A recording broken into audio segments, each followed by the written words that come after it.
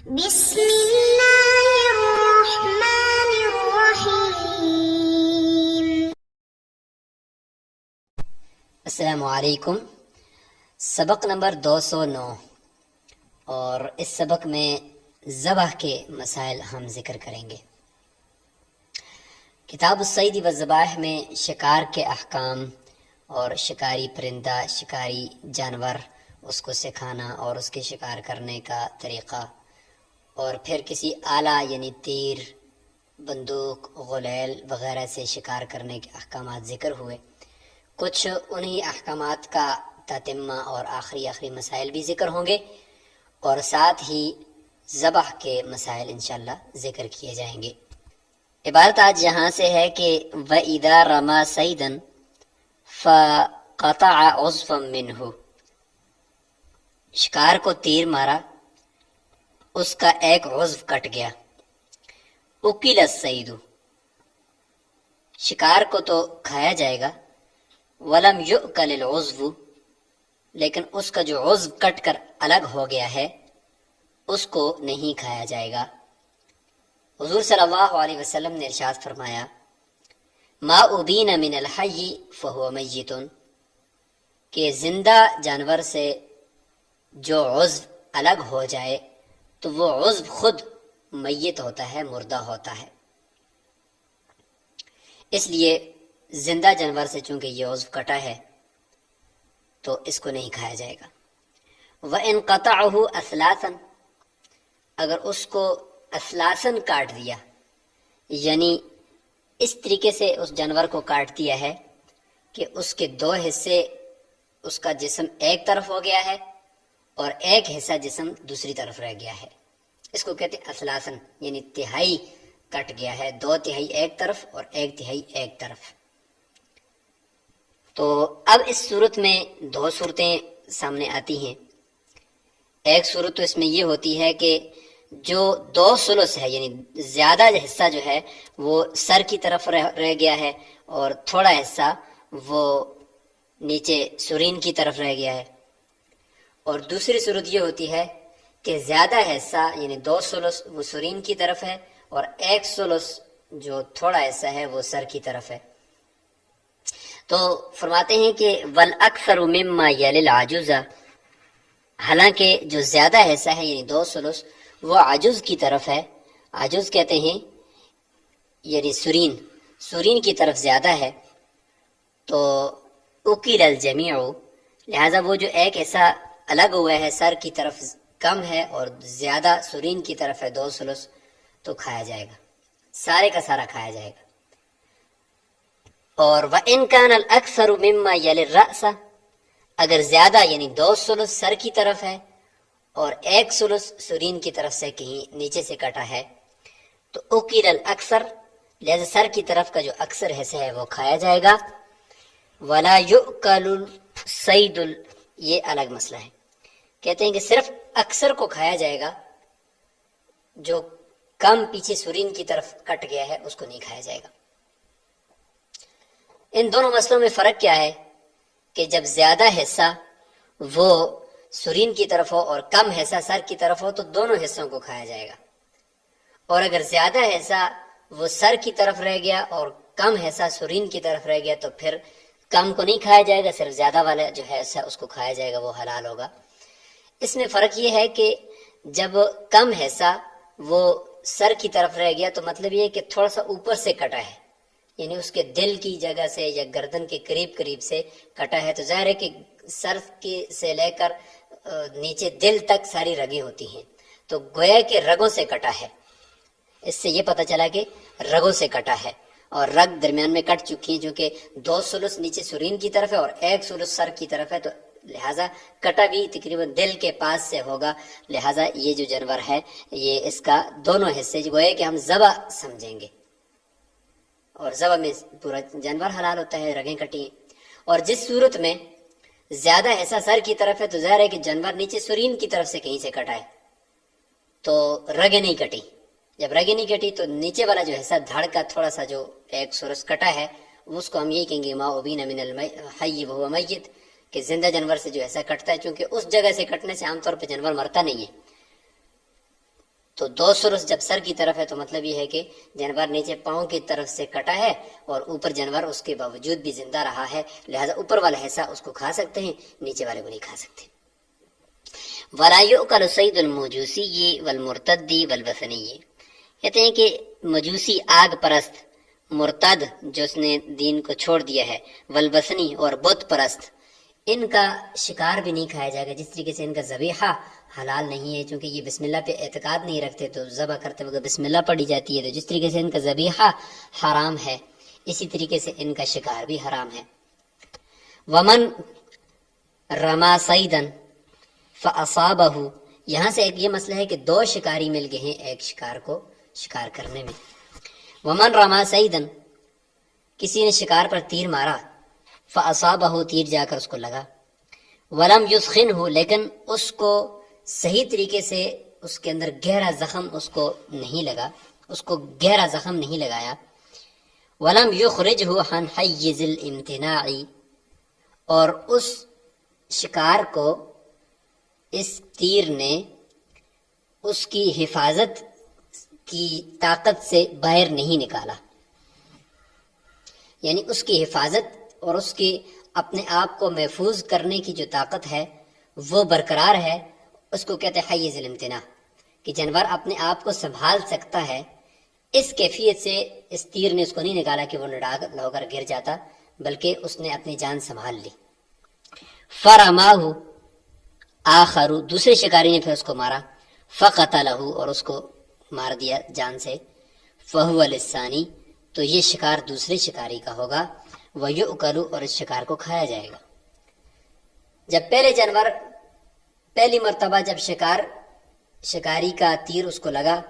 پہلے شکاری کا، تو اس وقت چونکہ وہ اپنی جان سنبھال گیا، اس نے برداشت کر دیا اور وہاں سے نکل گیا، تو اس کا مطلب یہ کہ ابھی تک یہ شکار زندہ ہے اور دوسرے شکاری کے تیر لگنے سے پہلے وہ بالکل اپنی صحیح حالت میں ہے، اپنے آپ کو سنبھال رہا ہے، تو اس کا مطلب یہ ہے کہ یہ شکار دوسرے کا ہوا، کیونکہ دوسرے کے تیر سے مرا ہے، پہلے کے تیر سے تو مرا ہی نہیں ہے، اس لیے دوسرے کا ہوگا۔ اور پہلے کی تیر سے وہ اتنا زیادہ نڈھال بھی نہیں ہوا۔ وَإِنْ كَانَ الْأَوَّلُ أَثْخَنَهُ، اگر پہلے والے شکاری نے اس کو تیر مار کے بالکل نڈھال کر دیا تھا اور گہرا زخم اس کو لگا دیا اور اس شکار تقریباً بس گر ہی چکا تھا اور مرا نہیں تھا ابھی تک، فرماہ الثانی، اس دوران دوسرے نے بھی اوپر سے تیر مارا، فائر کیا، فقتلہ، اور اس کو مار دیا، کہتے ہیں کہ فہو للاول، یہ پہلے کا ہوگا، ولم یؤکل، لیکن نہیں کھایا جائے گا۔ پہلے کا ہوگا کیونکہ پہلے والے نے اس کو بالکل موت کے گھاٹ اتار ہی دیا تھا، معمولی اس کی سانس باقی تھی کہ دوسرے نے فائر کر دیا، تو یہ تو پہلے کا تھا، لیکن پہلے والا اس کو ذبح اختیاری کے طور پر پا کر ذبح کر سکتا تھا کہ دوسرے نے مار دیا، تو گویا کہ دوسرے نے ایک طرح سے کوتاہی بھی کر دی کہ اس کا شکار، پہلے والے بندے کا شکار اس نے مار دیا، اور ساتھ ہی ذبح کرنے سے بھی اس کو روک دیا کہ ذبح سے پہلے ہی اس کو فائر کر کے ختم کر دیا، تو اب یہ شکار جو ہے وہ حرام بھی ہو چکا ہے۔ وجہ یہ ہے کہ یہ ذبح اختیاری یہاں پہ پائی جا رہی تھی، جبکہ اس سے پہلے دوسرے شکاری نے اس کو موت کے گھاٹ اتار دیا۔ اس صورت میں لہذا دوسرا شکاری ضامن بھی ہوگا پہلے شکاری کے لیے اس شکار کی قیمت کا، لیکن کھایا نہیں جائے گا، ظاہر ہے کہ یہ ذبح اختیاری ہونے کے باوجود ذبح نہیں کیا گیا اور مر گیا، لہذا یہ گوئے کہ حرام ہو گیا۔ وثانی ضامن بقیمتہ للاول، شکار کی قیمت کا ثانی یعنی دوسرا شکاری وہ ضامن ہوگا پہلے کے لیے، غیر ما نقصتہ جراحتہ، لیکن سوائے اس قیمت کے جو پہلے والے شکاری کے زخم نے کم کی ہے۔ ظاہر ہے کہ پہلے والے شکاری نے بھی تو اس کو زخمی کیا تھا، اور اس زخم نے جتنی قیمت کم کی ہے اس قیمت کے علاوہ جو قیمت ہوگی وہ پھر دوسرا شکاری پہلے شکاری کو دے دے گا۔ مثال کے طور پر اگر شکار وہ 10 درہم کا تھا پہلے، اور جب پہلے شکاری کا وار اس پر ہوا تو اس کی قیمت گھٹ کر 4 درہم رہ گئی تھی، تو یہ 4 درہم کا دوسرا شکاری ضامن ہوگا، نہ کہ 10 درہم کا۔ آگے مسئلہ یہ ہے کہ حلال جانوروں کو بھی شکار کر سکتے ہیں اور حرام کو بھی کر سکتے ہیں، ظاہر ہے کہ جو حرام جانور ہیں ان کی کھال، ان کے بال، ان کے دانت وغیرہ بھی استعمال میں لائے جاتے ہیں، اس لیے حرام جانوروں کو اس مقصد کے لیے بھی شکار کرنا جائز ہے۔ وَيَجُوزُ اصْطِيَادُ مَا يُؤْكَلُ لَحْمُهُ مِنَ الْحَيَوَانِ وَمَا لَا يُؤْكَلُ، حلال جانوروں کا شکار اور حرام جانوروں کا شکار جن کا گوشت نہیں کھایا جاتا، دونوں جائز ہیں۔ وَذَبِيحَةُ الْمُسْلِمِ وَالْكِتَابِيِّ حَلَالٌ، مسلمان اور کتابی، یہاں سے ذبح کے احکام باقاعدہ شروع ہو رہے ہیں، جس میں ذکر کیا جا رہا ہے کہ ذبح کی شرائط میں ذابح جو ذبح کرنے والا ہے اس کا مسلمان ہونا یا اہل کتاب میں سے ہونا، یعنی کسی دین سماوی کے اوپر ہونا، یہ بنیادی شرط ہے۔ اگر کتاب یعنی اہل کتاب، یعنی آج کل کے جو یورپ کے عیسائی ہیں وہ تو اہل کتاب نہیں ہیں، وہ تو اپنی عیسائیت پر کاربند نہیں ہیں، اس لیے اگر اہل کتاب میں سے کوئی ہوتا تو اس کا ذبیحہ بھی حلال تھا۔ قرآن مجید میں ہے کہ وَطَعَامُ الَّذِينَ أُوتُوا الْكِتَابَ حِلٌّ لَكُمْ، لہٰذا اس صورت میں پھر حلال ہوتا۔ تو یہ ذابح کے اندر یہ پہلی شرط ہے۔ لہذا فرمایا کہ وَلَا تُؤْكَلُ ذَبِيحَةُ الْمُرْتَدِّ وَالْمَجُوسِيِّ وَالْوَثَنِيِّ وَالْمُحْرِمِ، ان چار قسم کے لوگوں کا ذبیحہ حرام ہے، مرتد کا، مجوسی کا یعنی آگ پرست کا، بت پرست کا، اور احرام کی حالت میں اگر کوئی ذبح کر دے تو اس کا ذبیحہ نہیں کھایا جائے گا، حرام ہے۔ وَإِن تَرَكَ الذَّابِحُ التَّسْمِيَّةَ، تو دوسری شرط ہے جی ذبح کی، بسم اللہ پڑھنا ذبح کے وقت۔ اس میں یہ کہ اگر ذبح کرنے والے نے بسم اللہ ترک کر دی ہے عامدن، جان بوجھ کر ترک کیے، تو فَذَبِيحَةُ مَيْتَةٌ، اس کا جو ذبح کیا ہوا جانور ہے وہ حرام ہوگا، لا تؤکل، اس کو نہیں کھایا جائے گا۔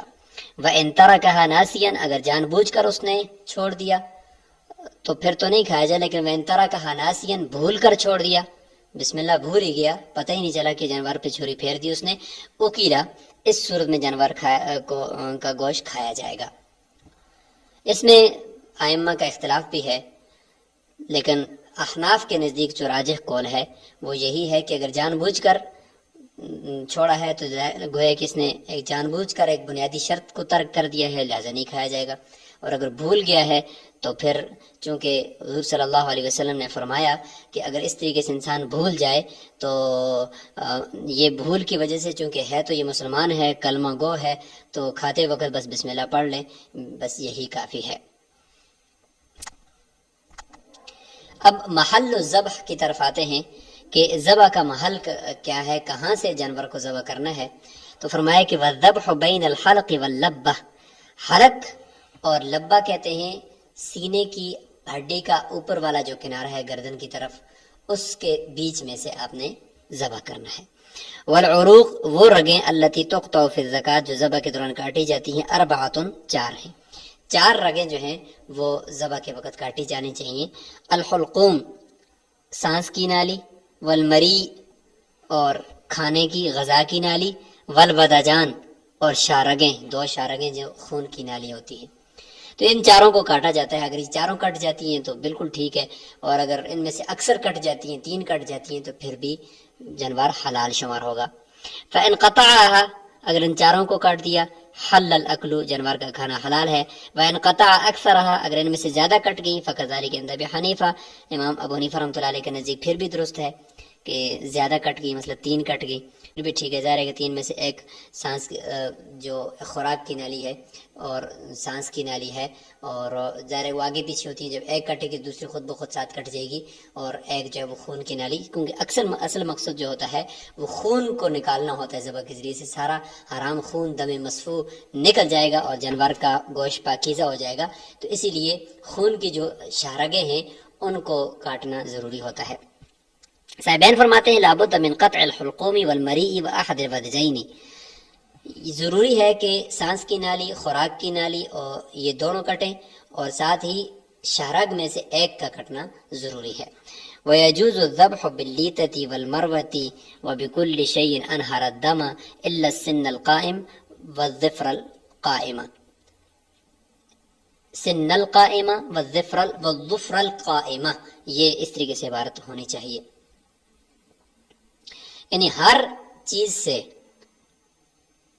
آپ ذبح کر سکتے ہیں، لیکن بشرط ہے کہ وہ چیز دھاری دار ہو۔ مثال کے طور پر انہوں نے مثال دی ہے بانس کی لکڑی ہے اور اس کا کنارہ اتنا سخت ہے کہ وہ چھری کی طرح تیز ہے،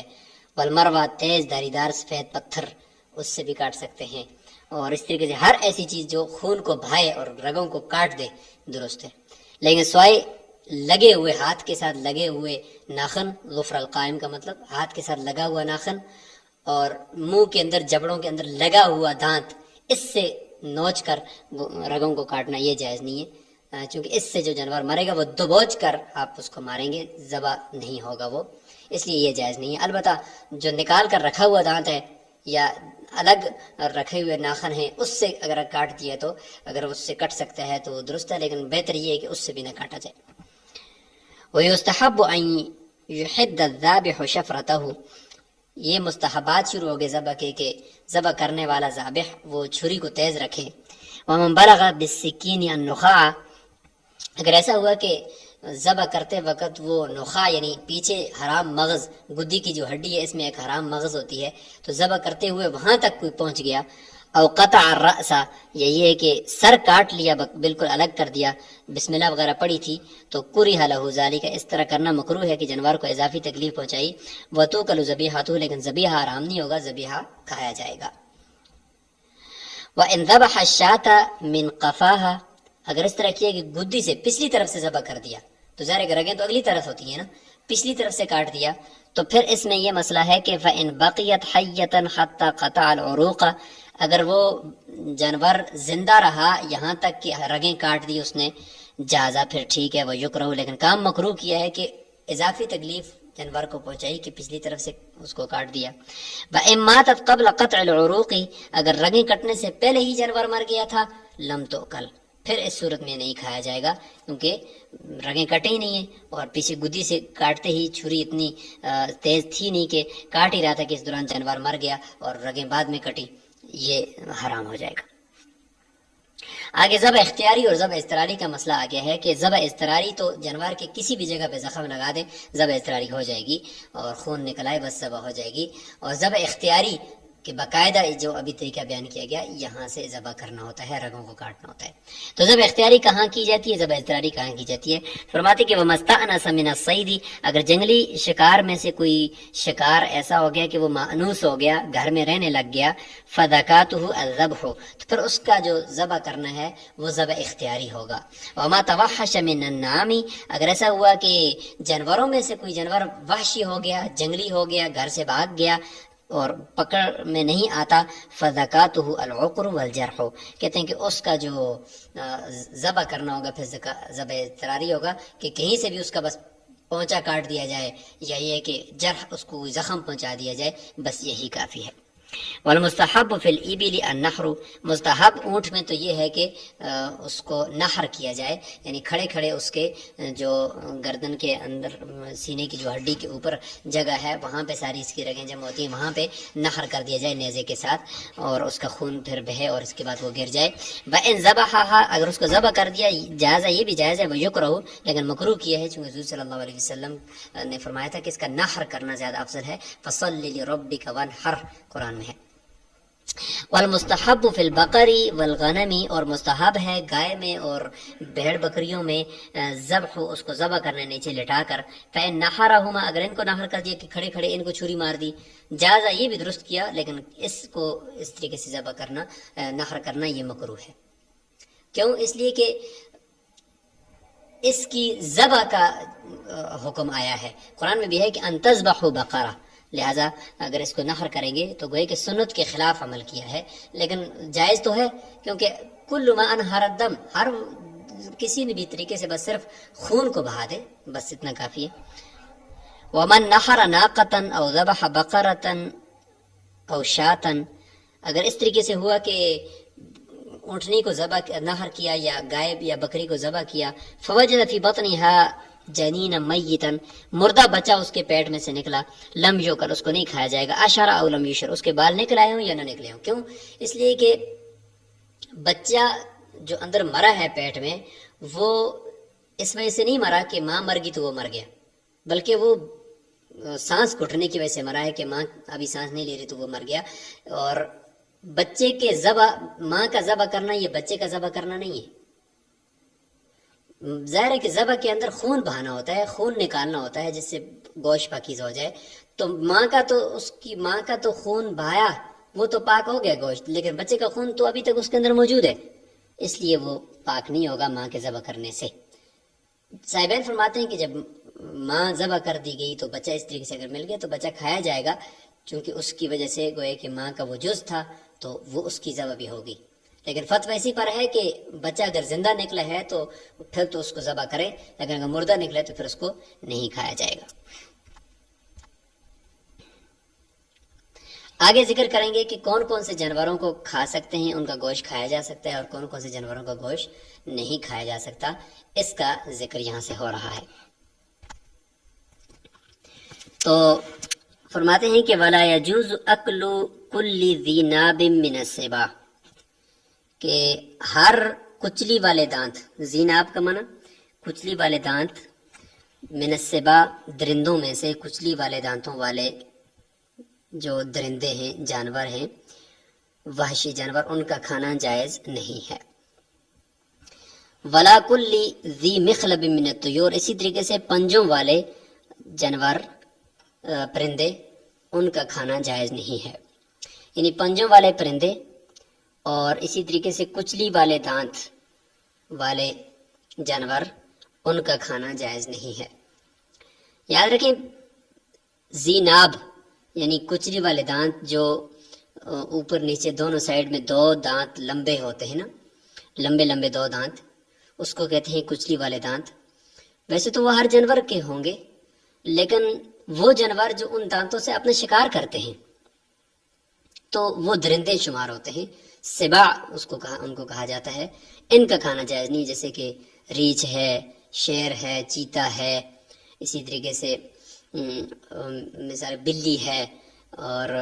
یہ کتا ہے. یہ سارے کے سارے ایسے جانور ہیں کہ جن کے اس طریقے سے دو دانت اوپر لمبے ہوتے ہیں اور دو نیچے ہوتے ہیں، ان کے ذریعے سے یہ اپنے شکار کو پکڑ کر نوچ کر کھاتے ہیں.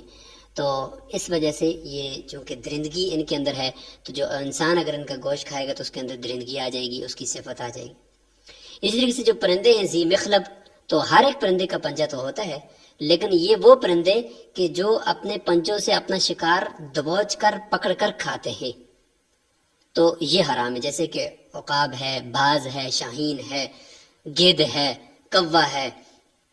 اسی طریقے سے ان کی چونچ بھی تھوڑی سی ٹیڑھی ہوتی ہے، آگے سے مڑی ہوئی ہوتی ہے. تو ویسے تو کبوتر کی بھی ہے، ویسے تو مرغی کی بھی پنجے ہوتے ہیں، لیکن وہ حلال ہیں. یہ وہ مراد ہیں کہ جو ان سے اپنے پنجوں سے شکار کرتے ہیں، تو اس لیے ان کے اندر ایک قسم کی درندگی اور ایک قسم کی وحشیت ہے. اگر وہ انسان ان کو کھائے گا تو اس کے اندر بھی وہی صفات ڈیلیور ہو جائیں گی. جیسے یہ دیکھیں اوپر نیچے دو دانت لمبے، تو ان کو ناب کہا جاتا ہے، اور ان دانتوں والے جانور کو ذی ناب کہا جاتا ہے، اور وہ اس دانتوں سے اپنا شکار کر کے کھاتا ہے، اس لیے یہ درندہ ہے اور حرام ہے. اس لیے اس طرح کا جو بھی جانور ہوگا جو اپنے ان دو دانتوں سے شکار پکڑتا ہے وہ حرام جانور ہوگا. اسے پرندوں میں دیکھیں اپنا شکار پکڑا ہوا ہے، شاہین نے اپنا شکار دیکھیں مچھلی اپنے پنجوں سے پکڑی ہوئی ہے، اس پنجوں سے پکڑ کر مچھلی کھاتا ہے اور اپنا شکار کر رہا ہوتا ہے. اور اس طریقے سے دیکھیں یہ ان پرندوں کے آگے چونچ بھی آگے اندر کو مڑی ہوئی ہوتی ہے، اور پنجے بھی ان کے دیکھیں ناخنوں والے تیز دھاری دار، اس سے وہ اپنے شکار کو قابو کرتے ہیں اور پھر اس کو کھاتے ہیں. تو یہ پرندے حرام پرندے ہوں گے. باقی جو پرندے ہیں جو اپنے شکار کو اس طریقے سے نہیں کھاتے، پکڑ کر پنجوں سے شکار نہیں کرتے یا چونچ سے اس طریقے سے اس کو نوچ کر دبوچ کر نہیں کھاتے، تو وہ پرندے پر حلال ہوں گے. جیسے کہ کبوتر حلال ہے. اس طریقے سے چڑیا کی بھی ایک قسم ایسی ہے جس کو اوپر دیہاتی زبانوں کے اندر اس کو شوڑی کہا جاتا ہے. اس طرح کا جو پرندہ ہے اس کو کھا سکتے ہیں. اسی طریقے سے آگے کچھ پرندوں کی اور اقسام بھی آئیں گی. مرغی ہے جی، تو مرغی کو بھی کھایا جا سکتا ہے، چونکہ وہ ایسے پرندہ نہیں ہے کہ وہ شکار کو اپنے کو یا اپنی کسی چیز کو اپنے پنجوں کے ساتھ پکڑ کر شکار کرے، تو اس لیے وہ بھی حلال ہوگی.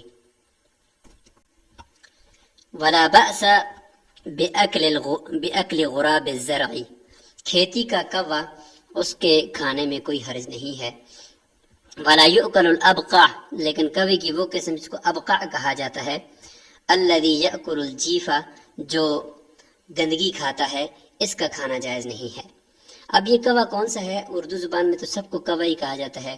تو اس میں کون سا غراب زرع کھیتی کا کوا ہے جس کو کھانا جائز ہے، اور کون سا ابقع ہے جو گندگی کھاتا ہے؟ تو اس کے درمیان کچھ تھوڑی سی ڈیفینیشن کی گئی ہے، اس کو ہم تھوڑا دیکھ لیتے ہیں۔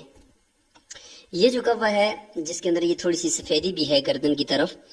اس کو کہتے ہیں کہ یہ ابقع ہے، اور یہ گندگی کھاتا ہے اور گندگی کے ڈھیر کے اوپر ہوتا ہے، اور ساتھ ساتھ مرغیوں کے جو بچے ہوتے ہیں ان کو بھی اٹھا کر لے جاتا ہے۔ تو اس کے بارے میں یہ ہے کہ یہ ابقع ہے، گندگی بھی کھاتا رہتا ہے، اور اس کے بھی دیکھیں نیچے پنجے بھی ہیں، اور چونچ بھی آگے سے تھوڑی سی مڑی ہوئی ہے، تو اس لیے اس کا کھانا جائز نہیں ہے، چونکہ یہ ذی مخلب من الطیور میں بھی آتا ہے، اور دوسری طرف سے یہ گندگی بھی کھاتا ہے۔ اسی طریقے سے پرندوں کی یہ اقسام بھی آپ دیکھ لیں، اس میں سب سے پہلے اوپر غراب کرو ہے اور الغراب الاسود ہے، یہ دونوں اوپر والے حرام ہیں، اور یہ بالکل کالا کوا جو ہے یہ غراب الاسود، یہ جو آپ دیکھ رہے ہیں، تو یہ بھی حرام ہے کیونکہ یہ بھی گندگی کھاتا ہے۔ اور اسی طریقے سے یہ الغراب الغداف ہے، یہ بھی حرام ہے۔ یہ دیکھیں غراب زرع، انہوں نے اس کو ڈیفائن کیا ہے کہ یہ غراب زرعی ہے رائٹ سائڈ پہ۔ اب اس کو اگر دیکھیں تو یہ دوسروں سے تھوڑا مختلف ہے، یہ چڑیا کی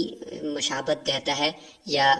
اسی طریقے سے حلال پرندوں کی مشابت دے رہا ہے۔ باقی جو دیکھیں ان سے ظاہری طور پر بھی ان سے کچھ گھن سی آ رہی ہے، اور اس کو دیکھیں یہ تھوڑا خوبصورت بھی ہے، اور یہ ایک قسم ہے غراب کی جو باہر ممالک میں بھی ہوتا ہے، اور یہ صرف اور صرف دانہ چگتا ہے،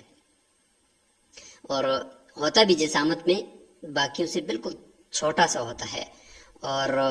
صرف دانہ چگتا ہے، گندگی یہ نہیں کھاتا۔ تو اس کے بارے میں یہ کہا گیا ہے کہ یہ اس کا کھانا جائز ہے، حلال ہے، لیکن اس کی پہچان اگر کسی کو ہو تو تب، ورنہ عام طور پر جو ہوتے ہیں تو پھر وہ تو یہ گندگی کھانے والے کوے ہی نظر آتے ہیں۔ وَيُكْرَهُ أَكْلُ الضَّبُوعِ وَالظَّبِّ، ضبع بجو کو کہتے ہیں، بجو، اور ضب یہ گوہ کو کہتے ہیں، گوہ۔ تو ان دونوں کا کھانا بھی جائز نہیں ہے، چونکہ ان کے اندر بھی یعنی حرمت کے کسی بھی جانور کے حرام ہونے کے کچھ اسباب ہوتے ہیں، ان میں سے ایک تو یہ تھا جو ہم نے پیچھے کیا کہ درندگی، تو سبعیت ان کے اندر تھی، ایک یہ حرام ہونے کی وجہ تھی، اور دوسرا یہ کہ ابھی ہم نے جو گندگی کھانے کی وجہ سے، تو یہ گندگی کھاتے ہیں تو اس لیے ان کو ہم یعنی انسان نہیں کھائے گا، کیونکہ اس کی طبیعت میں بھی پھر یہ غلاظت آئے گی۔ اور اسی طریقے سے دوسری اور یہ تیسری وجہ ہے کہ خباثت ہے، جیسے کہ بجو ہے اور زب گو ہے، تو انسان کی طبیعت اس سے گھن کرتی ہے، اس لیے ان کا کھانا بھی جائز نہیں ہے۔ یہ ضبع کی قسم ہے، یعنی بجو جس کو عین کے ساتھ ضبع کہتے ہیں، تو چونکہ درندہ بھی ہے، اس کے دیکھیں زیناب ہے، دانت بھی ہیں اس کی کچلی والے، تو اس لیے اس کا کھانا جائز نہیں ہے۔ اسی طریقے سے یہ ہے ضب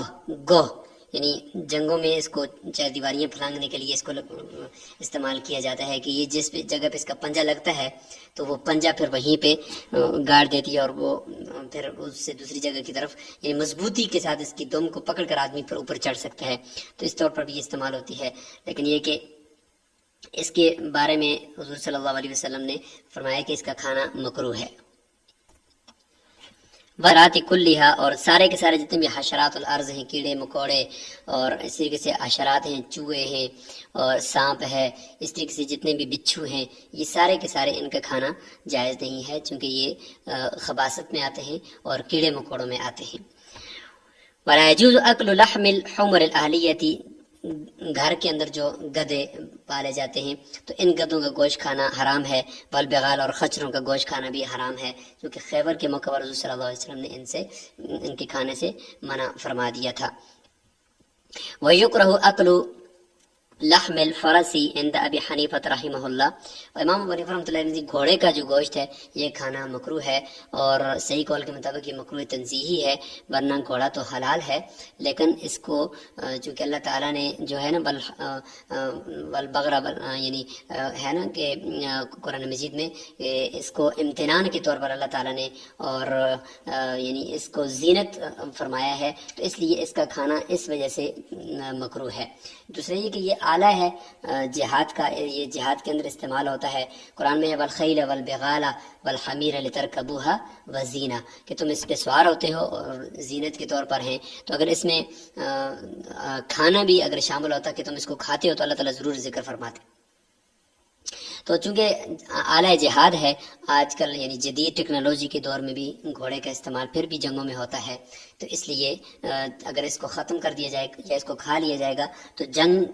کے لیے بطور اسلحہ اور بطور ایک مضبوط ایک ساتھی ہونے کے اعتبار سے اور مضبوط سواری ہونے کے اعتبار سے گھوڑا پھر ختم ہو جائے گا دنیا سے، اس لیے اس حکمت کے تحت اس کے کھانے سے منع فرمایا ہے۔ ولا بأس بأكل الارنب، خرگوش کے کھانے میں کوئی حرج نہیں ہے، یہ حلال ہے۔ وإذا ذبح ما لا يؤكل لحمه طهور جلده ولحمه، کہتے ہیں کہ اگر حرام جانور کو ذبح کر دیا جائے تو اس سے اس کا خون دم مسفوح ختم ہو جائے گا، تو اس کی جو جلد ہے، چمڑا ہے اس کا اور گوشت وہ پاک ہو جائے گا۔ پاک ہونے کا یہ مطلب نہیں کہ اس کو کھایا جائے گا، بلکہ یہ کہ اس کو اگر جو خارجی کسی استعمال میں آپ لے کر آتے ہیں تو لا سکتے ہیں، اب وہ پاک ہے۔ الا الآدمیہ والخنزیرہ، سوائے آدمی اور خنزیر کے۔ آدمی اس کے تو اکرام کی وجہ سے کہ اس کا جو اگر اس کو ذبح کر بھی دیا جائے تو اس کا چمڑا اور اس کا گوشت اس حوالے سے پاک نہیں ہوگا چونکہ اس کے اکرام ہے، اور خنزیر چونکہ نجس العین ہے تو یہ اگرچہ ذبح بھی کر دیا جائے پھر بھی اس کا کچھ بھی، کیونکہ اس کا بال بھی جو ہے وہ نجس ہے، حرام ہے، یہ بھی پاک نہیں ہوگا۔ فإن الزکاۃ لا تعمل فیہما، ان میں ذبح کرنا بھی کارگر ثابت نہیں ہوگا، ذبح سے بھی یہ دونوں چیزیں پاک نہیں ہوگی۔ ولا یؤکل من الحیوان المائی، اب پانی کے جو سمندروں میں اور پانی کے اندر جو جانور ہوتے ہیں ان میں سے کون کون سے حلال ہیں؟ کہتے ہیں کہ کوئی بھی جانور حلال نہیں ہے الا سمک، احناف کے نزدیک سوائے مچھلی کے اور کوئی بھی جانور حلال نہیں ہے۔ وَيُكْرَهُ أَكْلُ الطَّافِي مِنْهُ، کہتے ہیں کہ اس میں وہ مچھلیوں میں سے وہ مچھلی جو طافی ہو، طافی کہتے ہیں جو اپنی موت مر جائے بغیر کسی سبب کے، بغیر کسی خارجی سبب کے، اپنی موت مر کے الٹی پانی کے اوپر اس طریقے سے تیر رہی ہے، اس کا کھانا جائز نہیں ہے کیونکہ یہ اپنی موت مر گئی ہے، کسی سبب سے نہیں مری۔ ولا بأس بأكل الجریس والمرماہی، جریس اور مرماہی یہ دو مچھلی کی قسمیں ہیں، ان کو کھانا جائز ہے۔ وَيَجُوزُ أَكْلُ الْجَرَادِ وَلَا زَكَاةَ لَهُ، اس طریقے سے ٹڈی جو کھیتی کے اوپر آتی رہتی ہے، غول اس کے آتے ہیں، تو اس کا کھانا جائز ہے، اور اس کو ذبح کیے بغیر کھانا جائز ہے کہ حضور صلی اللہ علیہ وسلم نے فرمایا کہ حلت لنا المیتتان والدمان، کہ ہمارے لیے دو میتیں حلال کر دیے گئے ہیں، ان میں سے ایک مچھلی ہے اور ایک ٹڈی ہے جن کو بغیر ذبح کیے بھی کھایا جا سکتا ہے۔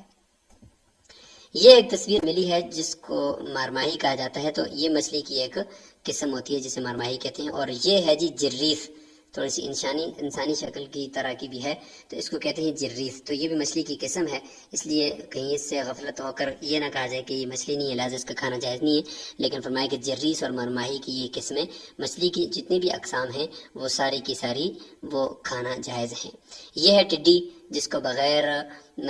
ذبح کیے کھانے کی اجازت ہوتی ہے۔ یہ جسامت میں جو بڑی ہوتی ہیں تو وہ لوگ کھاتے ہیں، اور جو چھوٹی ہوتی ہیں ان کو کھانے سے عام طور پہ گھن محسوس کرتے ہیں۔ بہرحال یہ کہ ہے یہ حلال ہے۔ تو اسی کے ساتھ ہمارا یہ کتاب سعید والذبائح مکمل ہوا چاہتا ہے۔ انشاءاللہ سبق نمبر 210 کے اندر ہم قربانی کے مسائل سے متعلق انشاءاللہ پڑھیں گے، اور اس میں آپ ذبح کی شرائط میں جو بنیادی طور پر شرائط تھی ذابح کے اندر کون کون سی ہونی چاہیے، اور اس کے ساتھ جو ذبح کے طریقے کے دوران ذبح کرنا کہاں سے ہے، محل کیا ہے، اور کون کون سی رگیں کاٹنی ہوتی ہیں، تو اس سے متعلق آپ نے مختصر تفصیل کمنٹ باکس میں ضرور لکھنی ہے۔ السلام علیکم ورحمۃ اللہ وبرکاتہ۔